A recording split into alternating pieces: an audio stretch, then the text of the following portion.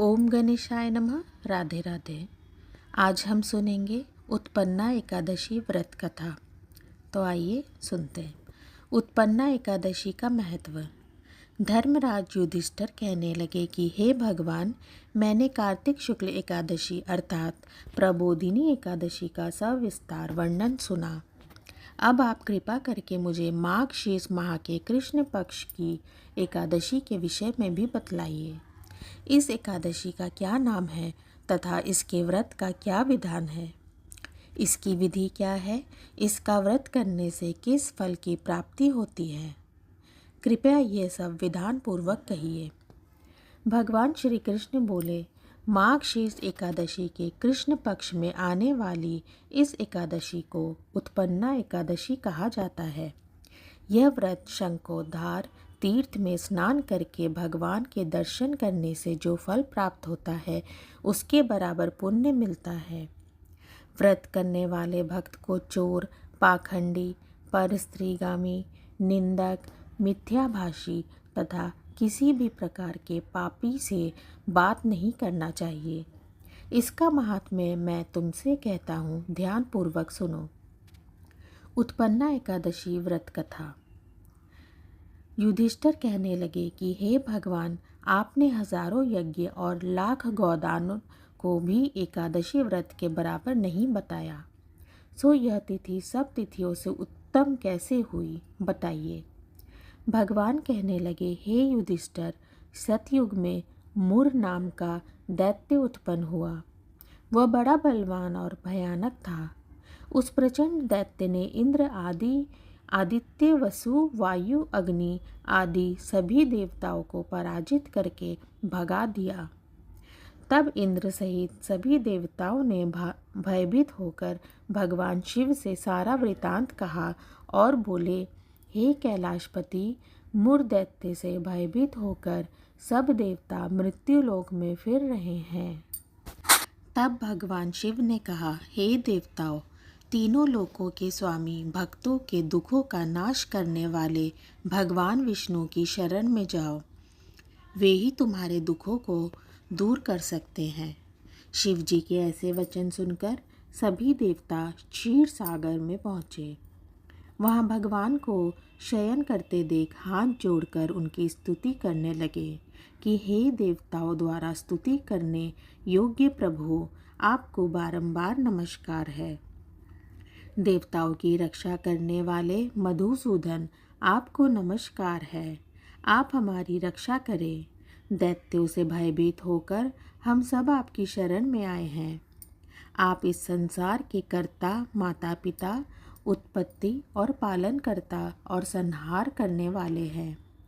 सबको शांति प्रदान करने वाले हैं। आकाश और पाताल भी आपका ही है। आकाश और पाताल भी आप ही हैं। सबके पितामह ब्रह्मा, सूर्य, चंद्र, अग्नि, सामग्री, होम, आहुति, मंत्र, तंत्र, जप, यजमान, यज्ञ, कर्म, कर्ता, भोक्ता भी आप ही हैं। आप सर्वव्यापक हैं। आपके सिवा तीनों लोकों में चर तथा अचर कुछ भी नहीं है। हे भगवान, दैत्यों ने हमको जीतकर स्वर्ग से भ्रष्ट कर दिया है और हम सब देवता इधर उधर भागे भागे फिर रहे हैं। आप उन दैत्यों से हम सब की रक्षा करें। इंद्र के ऐसे वचन सुनकर भगवान विष्णु कहने लगे कि हे इंद्र, ऐसा मायावी दैत्य कौन है जिसने सब देवताओं को जीत लिया है? उसका नाम क्या है?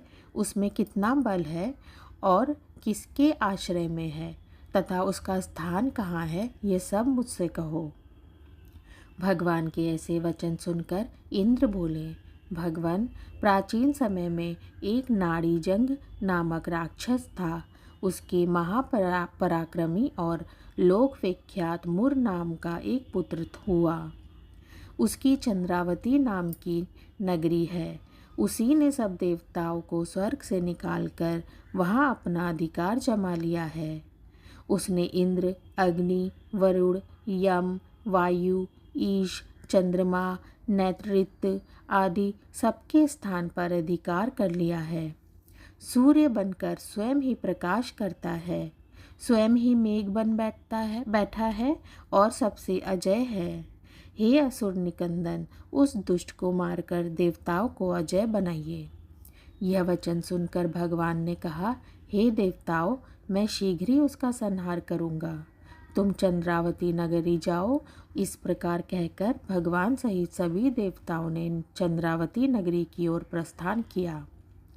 उस समय जब दैत्य मुर सेना सहित युद्ध भूमि में गरज रहा था, उसकी भयानक गर्जना सुनकर सभी देवता भय के मारे चारों दिशाओं में भागने लगे।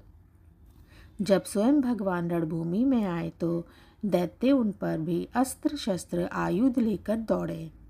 भगवान ने उन्हें सर्प के समान अपने बाणों से बींध डाला। बहुत से दैत्य मारे गए, केवल मुर बचा रहा। वह अविचल भाव से भगवान के साथ युद्ध करता रहा। भगवान जो भी तीक्ष्ण बाण चलाते वह उसके लिए पुष्प सिद्ध होता। उसका शरीर छिन्न भिन्न हो गया, किंतु वह लगातार युद्ध करता रहा। दोनों के बीच मलय युद्ध भी हुआ। 10,000 वर्ष तक उनका युद्ध चलता रहा, किंतु मुर नहीं हारा। थक कर भगवान बद्री का आश्रम चले गए। वहाँ हेमवती नामक सुंदर गुफा थी। उसमें विश्राम करने के लिए भगवान उसके अंदर प्रवेश कर गए। यह गुफा 12 योजन लंबी थी और उसका एक ही द्वार था। विष्णु भगवान वहाँ योग निद्रा की गोद में सो गए। मुर भी पीछे पीछे आ गया और भगवान को सोया देखकर मारने को उद्यत हुआ। तभी भगवान के शरीर से उज्ज्वल कांतिमय रूप वाली देवी प्रकट हुई। देवी ने राक्षस मुर को ललकारा, युद्ध किया और उसे तत्काल मौत के घाट उतार दिया। श्री हरि जब योग निद्रा की गोद से उठे तो सब बातों को जानकर उस देवी से कहा कि आपका जन्म एकादशी के दिन हुआ है, अतः आप उत्पन्ना एकादशी के नाम से पूजित होंगी। आपके भक्त वही होंगे जो मेरे भक्त हैं। इस प्रकार उत्पन्ना एकादशी व्रत कथा संपूर्ण हुआ। जय श्री हरि।